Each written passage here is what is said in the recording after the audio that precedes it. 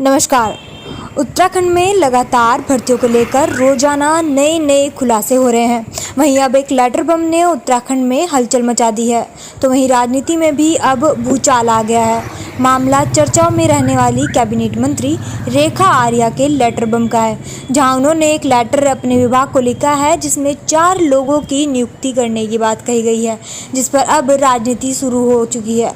जहां एक और बीजेपी नेता रेखा आर्या का बचाव करते हुए नजर आ रही है। इसमें साफ तौर पर मीडिया प्रभारी मनवीर सिंह चौहान ने कहा कि यदि रेखा आर्या की ओर से कोई पत्र नियुक्ति को लेकर जारी किया गया है तो यह गलत है, और यदि किसी की कोई समस्या का निराकरण को लेकर पत्र लिखा गया है तो यह उनका कर्तव्य है।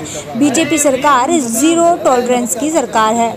वहीं नियुक्ति लेटर को लेकर कांग्रेस अब बीजेपी पर हमलावर हो चुकी है। कांग्रेस की प्रवक्ता गरिमा दसोनी ने कहा, सरकार पर निशाना साधते हुए कहा कि नियुक्तियों को लेकर लगातार उत्तराखंड में जांच हो रही है। वहीं दूसरी ओर बीजेपी की कैबिनेट मंत्री रेखा आर्या ने पत्र लिखकर 4 लोगों को नियुक्त करने की बात कही है, जिससे साफ होता है कि बीजेपी कहीं ना कहीं इस भ्रष्टाचार में डूबी हुई है। सरकार जीरो टॉलरेंस की नीति पर कार्य कर रही है, जिसका परिणाम आज आपके सबके सामने एसटीएफ की जो भर्ती घपले में जो जांच चल रही है वो आपके सामने है। और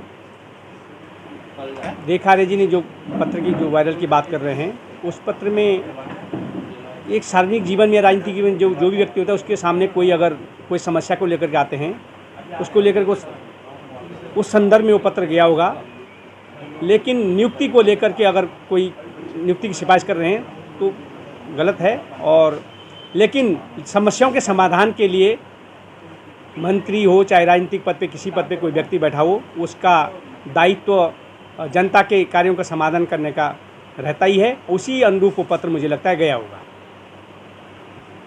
उत्तराखंड में भाजपा राज के दौरान हुई तमाम भर्तियों और नियुक्तियों का जिन बोतल से बाहर निकल चुका है, पिटारा खुलते चला जा रहा है, परत दर परत उधरती चली जा रही है। और इसी क्रम में रेखा आर्या, जो कि महिला सशक्तिकरण एवं बाल विकास मंत्री भी हैं और तमाम दूसरे विभाग उनके पास हैं, उनका एक सिफारिशी पत्र भी सोशल मीडिया पर बहुत वायरल हो रहा है, जिसमें वो सचिव को पत्र लिख रही हैं पशुपालन और मत्स्य विभाग के, जिसमें 4 उत्तरकाशी के युवाओं को नौकरी देने के लिए वो सिफारिशी पत्र लिख रही हैं।